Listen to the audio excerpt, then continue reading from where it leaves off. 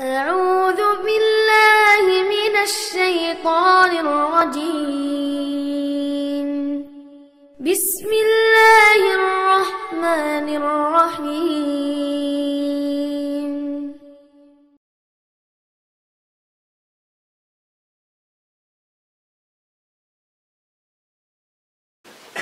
بسم الله الرحمن الرحيم. صلى الله عليه وسلم. الحمد لله نحمده ونستعينه ونستغفره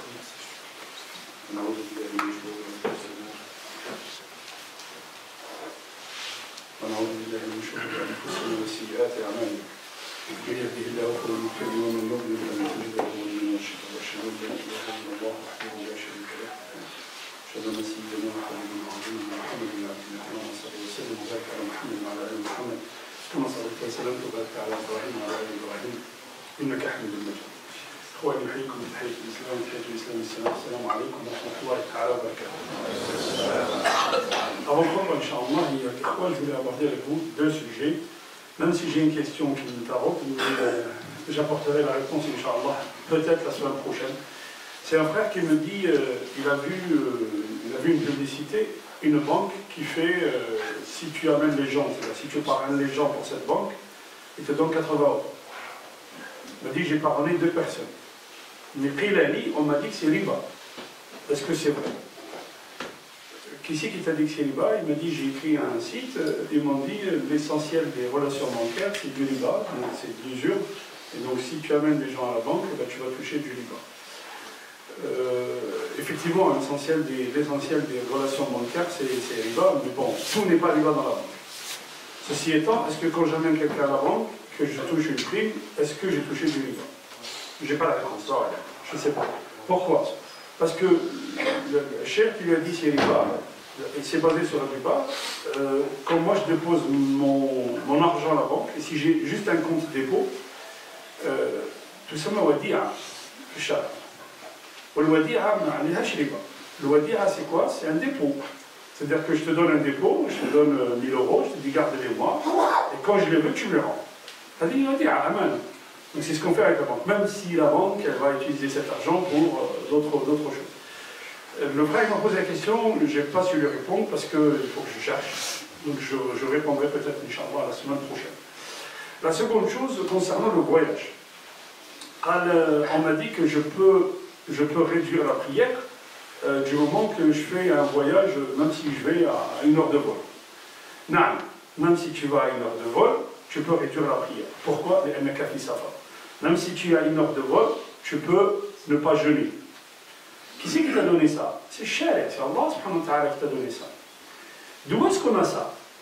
قلنا إذا كانت المشقة في الشرع الحنيف في الشريعة الإسلامية dans la législation musulmane كما يقول ابن القيم أصل الشريعة رفع الحرج. Le fondement de notre religion c'est quoi? C'est lever la gêne sur les gens. ما جعل عليكم في الدين من حرج يريد الله بكم اليسر ولا يريد بكم العسر. Donc dès qu'il y a une gêne quelque part, Allah subhanahu wa ta'ala il la lève. Tu vas me dire, mais moi je vais voyager dans un 1747, je ne sais pas quoi, et puis voilà, je suis tranquille. Mais c'est pas le safar de l'époque. On montait les chameaux et puis on marchait pendant des jours. On va te dire, ok, mais أين الحرج هنا؟ أين المشقة؟ السفر مشقة. Le voyage en lui-même, c'est une rupture avec tes habitudes. Cette rupture avec tes habitudes de tous les jours, le législateur, il le considère haraj, il le considère comme mashaqqa, il le considère comme une gêne. Donc il te donne l'autorisation de réduire la prière et il te donne l'autorisation de ne pas jeûner. Cheikh al-Uthaymin, je vous l'ai dit, il a des khawaqal, on est arrivé à la Mecque, mais après un voyage exténuant. C'est-à-dire on est arrivé, on était fatigué. Alors est-ce qu'on attend le Maghreb, on est arrivé à Fidor, on attend le Maghreb et on fait l'Umrah? On est arrivé à Fidor, est-ce qu'on fait Fidor et on mange, on boit et on mange et on fait l'Umrah? Ou bien on attend le Maghreb et on fait l'Umrah? Ah non, dès que tu arrives à la Mecque, il faut que tu fasses l'Umrah. Donc, إذا وجدت مشقة فأفطر ما كان مشكل. Alors, Rasul sallallahu alayhi wa sallam, un jour, il était dans une expédition, savoir que le prophète sallallahu alayhi wa sallam a fait les deux bas. كان في سفر أفطر وكان في سفر ما أفطرش. Donc, il a fait les deux. Enfin, ils étaient dans une expédition, il faisait chaud. Alors, sallallahu alayhi wa sallam aftar. وأمر الناس بالفطر. C'est-à-dire, il n'a pas jeûné, il a demandé aux gens de ne pas jeûner. il y a un groupe de gens qui sont venus travailler à l'arrière là-bas, ils ne veulent pas rompre le jeûne.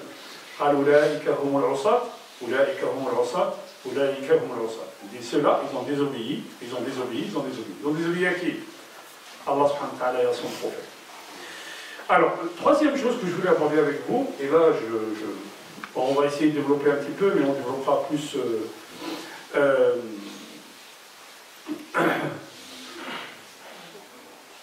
La troisième chose que je voulais développer avec vous, je voulais parler d'une chose très particulière de l'islam, dont on ne parle jamais, et qui est sortie de notre culture.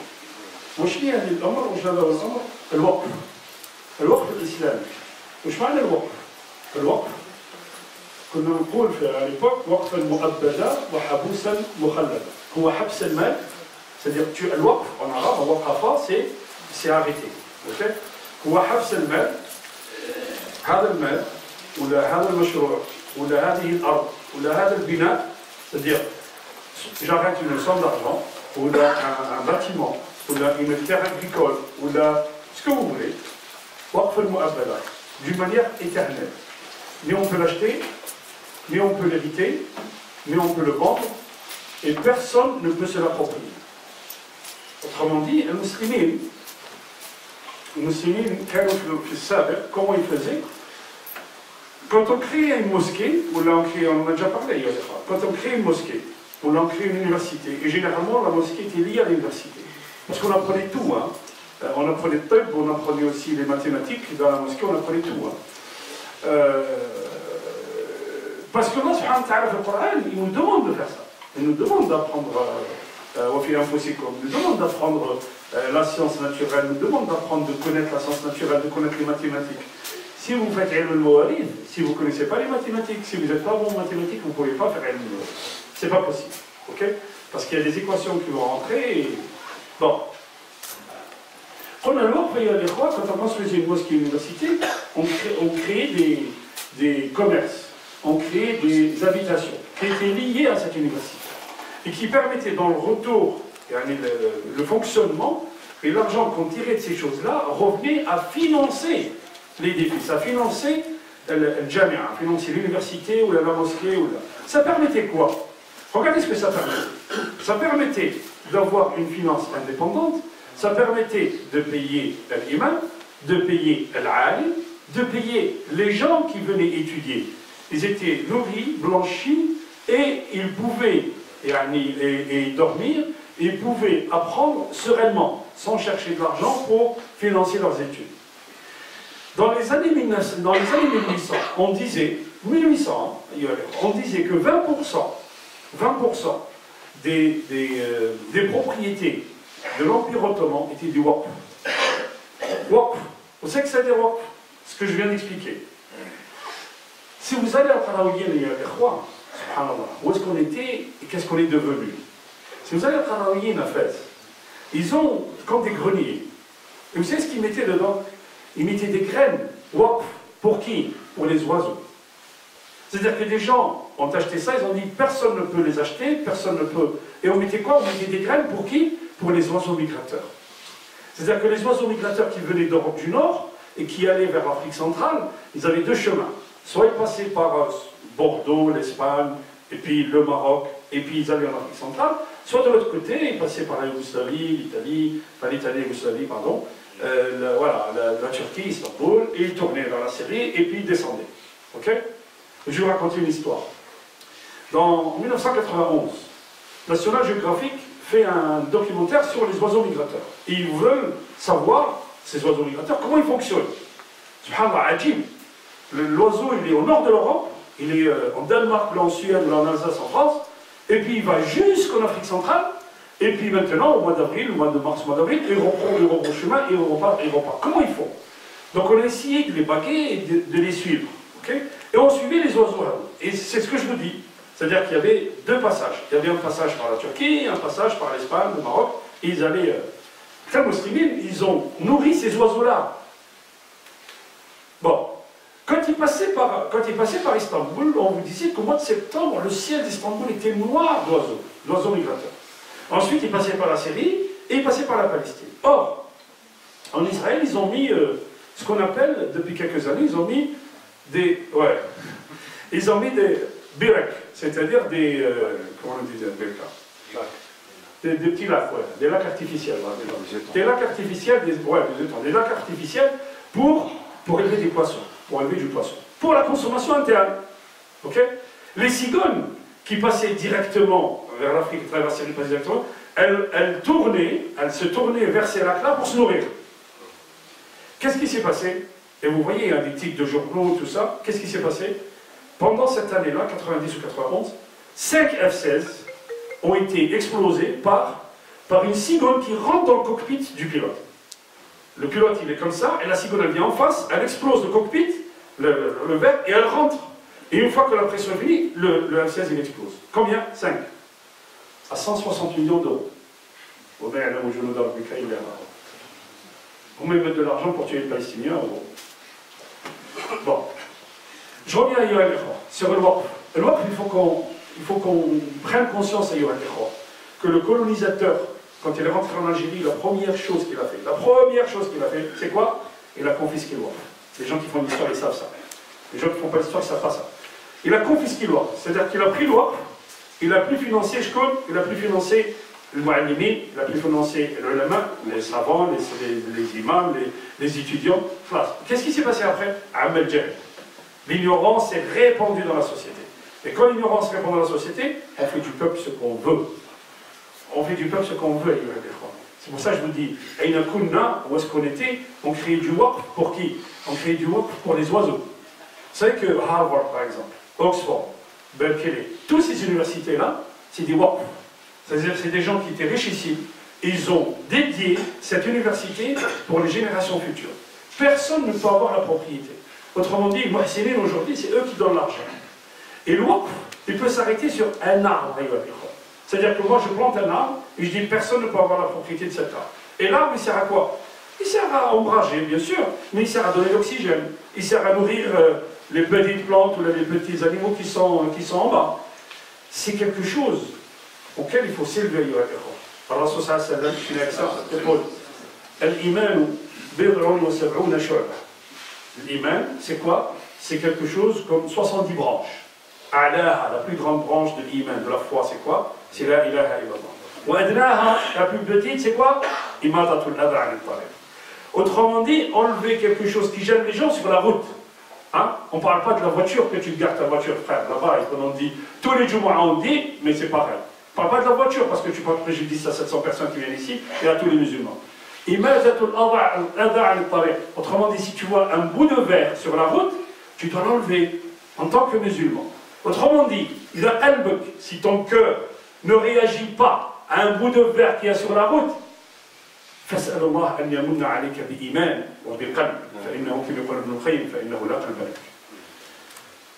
أستغفر الله لي ولكم واستغفروه يغفر لكم إنه هو الغفور الرحيم. سبحانك اللهم وبحمدك أشهد أن لا إله إلا أنت أستغفرك وأتوب إليك.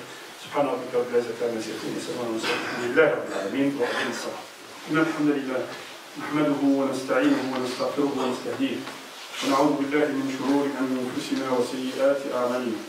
من يهده الله فهو المهتدي ومن يضلل فلن تجد له وليا مرشدا. واشهد ان لا اله الا الله وحده لا شريك له. اشهد ان سيدنا وحبيبنا وعظيمنا محمد بن عبد الله. اللهم صل وسلم وبارك على محمد وعلى ال محمد كما صليت وسلمت وباركت على ابراهيم وعلى ال ابراهيم انك حميد مجيد. ايها الاخوه ايها الاكارم وددت اليوم ان اتكلم عن الجنة وعن رضا الله سبحانه وتعالى في سلسلة من خطب تسمى إسلامنا. C'est quoi notre islam, أيها الإخوة? لقد كثر اللغط. Les gens ils parlent beaucoup. En parlant de l'islam, si je suis non musulman, quand je vois comment les gens ils parlent de l'islam, quand je vois comment les médias ils parlent de l'islam, j'ai pas envie d'être musulman. فنريد اليوم إن شاء الله في خطبتنا نتكلم عن ما وصى به الله سبحانه وتعالى المسلمين وما وصانا به الرسول صلى الله عليه وسلم. Le prophète صلى الله عليه وسلم nous dit que les gens يدخلون الجنة إلا من أبى. Tous les gens vont rentrer au paradis, sauf ceux qui ne veulent pas. قالوا ومن يأبى يا رسول الله? Celui qui ne veut pas, qui c'est? قال من أطاعني دخل الجنة ومن عصاني فقد أبى. Celui qui m'obéit, il obéit au prophète صلى الله عليه sallallahu alayhi wa sallam, il va rentrer au paradis. Mais celui qui n'obéit pas au prophète sallallahu alayhi wa sallam, faqad asa, celui-là, il est livré à lui-même. كيف نطيع الله ورسوله صلى الله عليه وسلم؟ يقول الله سبحانه وتعالى في القرآن الكريم: إنما المؤمنون الذين إذا ذكر الله وجلت قلوبهم. Les croyants, ce sont ceux, quand on mentionne le nom d'Allah subhanahu wa ta'ala, leur cœur frémit.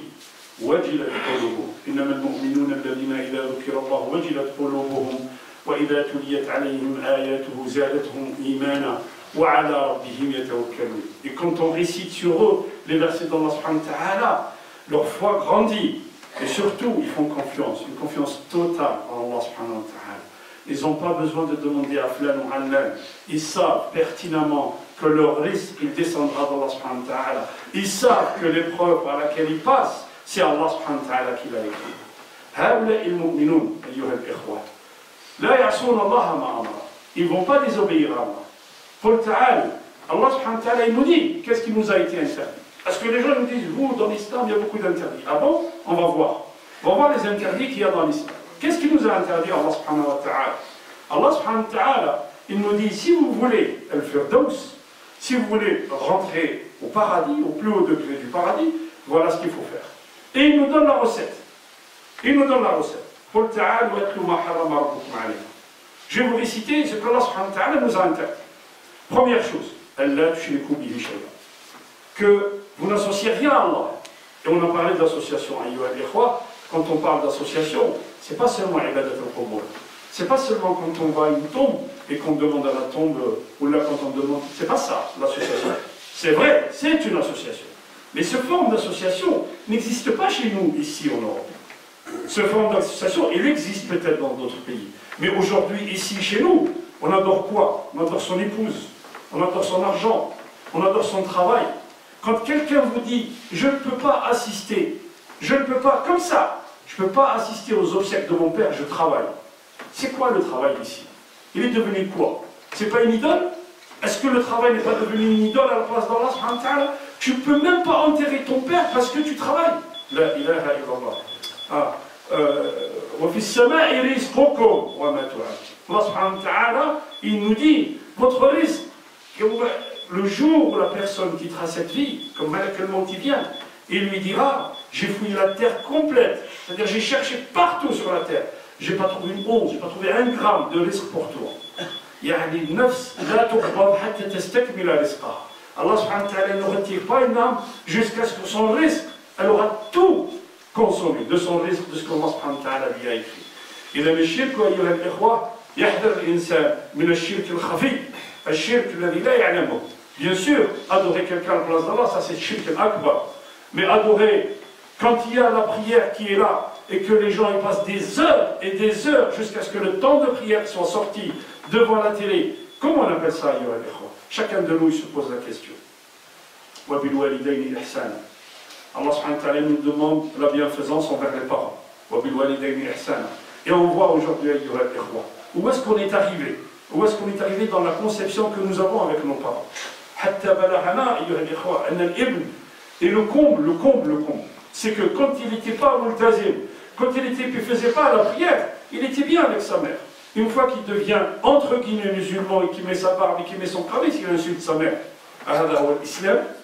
C'est ce qui t'apprend l'islam. Allah sallallahu alayhi wa sallam, il arrive à la Mecque. Abu Quhafa, Allah sallallahu alayhi wa sallam, il arrive à la Mecque. Le père d'Abu Bakr, il avait dépassé les 90 ans. Abu Bakr, il va le chercher pour qu'il le présente au prophète, pour qu'il déclare son islam. Alors, il lui dit, pourquoi tu ne l'as pas laissé chez lui? Nous, on serait déplacés pour lui. Pas lui, il vient. Pourquoi? Parce qu'il était d'un certain âge, il était vieux. Regardez Rahmat al-Rasul il n'a pas dit mawadda, ihsan, bienfaisance. Il n'a pas parlé d'amour. Pourquoi? Tu peux avoir une relation conflictuelle avec tes parents, mais Allah subhanahu wa ta'ala t'a demandé quand même de la bienfaisance. Il a lié le shirk billah, la bienfaisance avec Allah. Ne tuez pas vos enfants par peur de pauvreté. Ne tuez pas vos enfants. On peut considérer que tuer l'enfant, c'est quand une femme est enceinte, elle descend son bébé. Ça, c'est tuer son enfant. Tu es son enfant aussi, comme disait le ulama. C'est lui donner la science pour qu'il réussisse dans cette vie ici-bas et oublier complètement la vie de l'au-delà. C'est-à-dire que je pousse mon fils à apprendre, à apprendre, à apprendre, comme ça, il réussit une grande école, et comme ça, il a un beau diplôme, et comme ça, il a un bon statut social. Mais j'aurais complètement oublié de le lier à Allah subhanahu wa ta'ala. Et on voit aujourd'hui, Wallah, 26 ans, 27 ans, il ne sait pas réciter le Fatiha. Il ne sait pas dire, Wallah, il ne sait pas réciter le Fatiha. Qu'est-ce qu'on a appris? Le gars, il sort de l'université, il a fait Bac plus 4, Bac plus 5. Il ne sait pas réciter la Fatiha. La ilaha illallah. Wallah, innaha amana. Allah subhanahu wa ta'ala dit ça, c'est une amana qui est entre vos mains. Et demain, vous serez, Allah subhanahu wa ta'ala nous questionnera sur ça. Sur nos enfants à qui on n'a même pas appris le Fatiha. Même pas appris le Fatiha. ولا تقتلوا أولادكم من إملاق نحن نرزقكم وإياهم ولا تقربوا الفواحش ما ظهر منها وما بطن. N'approchez pas les turpitudes. Ce qu'on voit et les turpitudes qui sont cachées. Allah subhanahu wa ta'ala ولا تقربوا. Il a dit n'approchez pas. Il n'a pas dit ne faites pas. ولا تقربوا. Autrement dit, cette dhari'a, principe de précaution chez l'imam Malik. Dès qu'il y a quelque chose qui peut amener aux turpitudes, Allah subhanahu wa ta'ala la coupe. Ne regarde pas les sites qui ne vont pas. Ne t'enferme pas, parce que Allah subhanahu wa ta'ala la taj'alouni ahwan al-nadirina ilaykum. Allah subhanahu wa ta'ala dit dans le hadith al-Qudsi. Ne faites pas de moi la personne ou celui à qui vous avez le moins de considération qui vous voit. Et Allahu yarak. إذا استطعت أن تعصي الله في أرض غير أرضه فافعل. Si tu peux désobéir à Allah, ce que disent le ulama, Ahad al-Hukama, il dit un sage, il dit, si tu peux désobéir à Allah dans un endroit où il ne te voit pas, vas-y fais. ولا تقربوا الفواحش ما ظهر منها وما بطن ولا تقتلوا النفس التي حرم الله إلا بالحق. Ne tuez pas une âme qu'Allah subhanahu wa ta'ala a rendue illicite, إلا بالحق. Celui qui nous dit l'islam c'est tuer les autres, qui vient nous expliquer où est-ce qu'il a trouvé le texte, où est-ce qu'il a vu ça. Ceci est un testament d'Allah subhanahu wa ta'ala pour que vous réfléchissiez. Et quand vous devez gérer une fortune d'un orphelin, faites-le du mieux que vous savez faire ou que vous pouvez faire.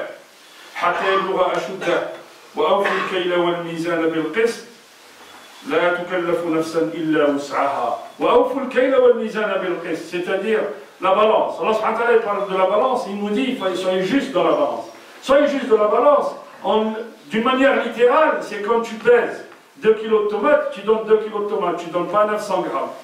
Oui, ça c'est la balance, mais ça c'est littéralement. Mais la balance aussi, c'est éviter les pistons dans la société. C'est éviter de donner un dossier à quelqu'un parce qu'il est proche, ou parce qu'il te connaît, ou parce qu'il t'a donné de l'argent. Ça c'est la balance aussi. C'est de laisser la chance à tout le monde. Tout le monde a la même chance dans la société pour entrer dans une grande école, ou dans un travail, ou dans une école. C'est ça la balance. S'il y a la balance, alors Rasul sallallahu alayhi wa sallam il nous dit وَمَا بَخَسَ قَوْمٌ الْمِكْيَالَ وَالْمِيزَانَ إِلَّا وَأَخَذَهُمُ اللَّهُ سُبْحَانَهُ وَتَعَالَى بِالسِّنِينَ. À chaque fois que la balance ne régit pas la société, qu'est-ce qui se passe?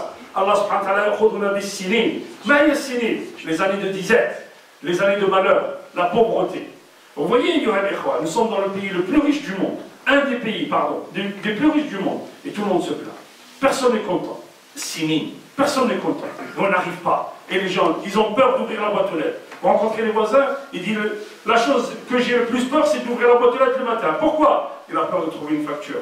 Là, il a Vous avez vu, où est-ce que nous en sommes? ولا تكلف نفس إلا وسعها وإذا قلتم فاعدلوا ولو كان ذا قربى. Soyez juste, même quand il y a un conflit entre les gens, soyez juste, même si vous devez être juste contre quelqu'un qui vous est proche. وبعهد الله أوفوا ذلكم وصاكم به وبعهد الله أوفوا. أنت قلت لا إله إلا الله.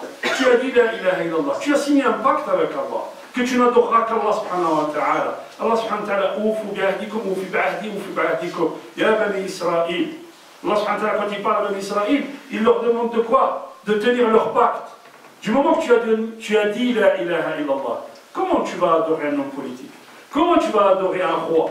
Comment tu vas adorer quelqu'un qui a une parole? Comment tu peux adorer un homme à la place d'Allah subhanahu wa ta'ala? Si tu adores Allah subhanahu wa ta'ala, tu ne fais que ce qu'Allah subhanahu wa ta'ala te demande. وبعهد الله أوفوا ذلكم وصاكم به لعلكم تذكرون. هؤلاء الناس أيها الإخوة في سورة الرحمن في سورة الفرقان سورة الفرقان الله سبحانه وتعالى يقول وعباد الرحمن الذين يمشون على الأرض هونا وإذا خاطبهم الجاهلون قالوا سلاما. قالوا سلاما, autrement dit, ils ne disent pas de futilité de leur bouche. Si tu vois quelqu'un qui dit des futilités, si tu vois quelqu'un qui dit des obscénités, il y a un problème avec sa foi, frère. Il y a vraiment un problème avec sa foi. وإن رأيته يركع ويسجد في المسجد. عمر بن الخطاب, il a demandé à quelqu'un, quelqu'un il voulait qu'est-ce qu'il y a, il voulait qu'il lui donne une recommandation. Ramène-moi quelqu'un qui te connaît. Quelqu'un s'est levé, moi je le connais. Tu as voyagé avec lui? C'est pas mon voisin. Tu as voyagé avec lui? Non. Tu as fait une transaction financière avec lui? لعلك رأيته يدندن في المسجد. قال نعم. قال إذا ما تعرفه. Peut-être que tu l'as vu prier à la mosquée. قال oui. قال mais tu ne le connais pas. Et il se tourne vers le gars et lui dit va ramener quelqu'un qui te connaît. Parce que celui-là il ne te connaît pas. قولوا قولي هذا واستغفر الله لي ولكم واستغفروه يغفر لكم والله غفور. بسم الله والحمد لله والصلاة والسلام على رسول الله ولا حول ولا قوة إلا بالله. أيها الأخوة استوقفني كلام ابن القيم في كتابه الروح موعظة جميلة فأردت أن أطرحها عليكم وأن أتكلم بها في الخطبة. Donc je voulais partager avec vous كلام يقوله ابن القيم قال الله يرحم جميع موتانا وموتى المسلمين آمين يا رب العالمين. أبكتني حاجة أصحاب القبور. Regardez ce qu'il dit. أبكتني حاجة أصحاب القبور فتأثرت وأحببت أن يعلمها الجميع. Et je voulais la partager avec tout le monde. قال حكى عثمان بن سواد هذا كان من الصالحين. عثمان بن سواد وكانت أمه من العابدات. Sa mère était une femme très pieuse et qui adorait Allah subhanahu wa ta'ala et qui faisait sa prière de nuit. وكان لما احتضرت quand elle est arrivée à la fin de sa vie رفعت عيناها إلى السماء. Et vous savez que le prophète sallallahu alayhi wa sallam dit إذا خرجت الروح تبعها البصر. Quand l'homme sort, la vision, la vue, l'œil, il suit du regard, il suit la sortie de l'âme, il suit la sortie de l'âme. فقالت رفعت رأسها إلى السماء وقالت يا ذخلي وذخيرتي. ذخلي, toi tu es mon honneur. En parlant de qui? Allah subhanahu wa ta'ala. وذخيرتي, tu es mes munitions. C'est vers toi que je me rends. C'est vers toi que je me tourne. وقالت يا ذخلي وذخيرتي ومن عليه اعتمادي. Et c'est sur toi que je compte. وعليه اعتمادي في حياتي وبعد مماتي. لا تخذلني بعد الموت. Ne me délaisse pas. C'est sur toi que je compte pendant ma vie et après ma mort. Alors ne me délaisse pas. عند الموت. ولا توحشني في قبري. Et ne me laisse pas seul quand je serai dans ma tombe. قال فقلت هذا عثمان بن سواد فكنت آتيها كل جمعة. Donc quand elle est décédée, ils l'ont enterrée et tous les vendredis, il allait voir sa mère, il allait à sa tombe et il faisait des doigts. أدعو لها وأستغفر لها ولأهل القبور. Je lui faisais des doigts et je demandais qu'Allah subhanahu wa ta'ala lui pardonne et à tous ceux qui étaient dans ce cimetière. فأحد الأيام رأيتها في منامي. Un jour je l'ai vue dans mon rêve. فقلت لها يا أماه كيف حالك. Je lui ai dit maman comment tu es, là où tu es comment tu es. قالت يا بني إن الموت لكرب شديد. La mort c'est une épreuve difficile, très difficile. وأنا بحمد الله في برزخ جيد أو في برزخ محمود. Je suis dans la vie de Barzakh. Et la vie de Barzakh c'est quoi? Nous avons Alim Shahada dans lequel nous vivons aujourd'hui, Alim al-Barzakh, celui après la mort, et puis Al-Hayat al-Akhirah, la vie après la mort. قلت وأنا في عالم البرزخ في أمر محمود يفترش فيه الريحان ويتوسل فيه السندس والاستبرق. السندس c'est le satin. Donc elle a dit nous avons des farash, sur quoi on s'assoit. Le sundus c'est le satin. Et l'istabra c'est le brocart. Et le brocart c'est une soie où c'est brodé à ses extrémités, c'est brodé en argent et en or. والاستبرق إلى يوم النشور, jusqu'au jour du jugement dernier. فقلت ألك حاجة يا أمه, regardez où elle est.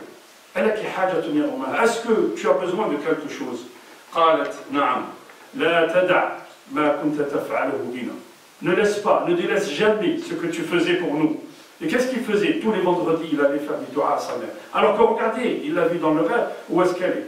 قالت لا تدع ما كنت تصنع من زيارتنا فإني لأصر بمجيئتك يوم الجمعة إذا أقبلت من أهلك فيقال لي quand tu arrives يقال لي, on me dit, des anges me disent, voici ton fils qui vient avec des cadeaux pour toi. Voici ton fils qui vient avec des cadeaux pour toi. فأصر ويصر من معي من حولي من الأموات. قال بشار بن غالب رأيت رابعة في منامي وكذلك كثير وكنت كثير الدعاء لها فقالت لي يا بشار هداياك تأتينا على أطباق من نور مخمرة بمناديل الحرير. Ce que tu fais, ça c'est Rabi' al-Adawiya. Donc je passe à autre chose. C'est Rabi' al-Adawiya qui disait à quelqu'un qui l'a vu dans le rêve, il dit ce que tu nous fais comme dua.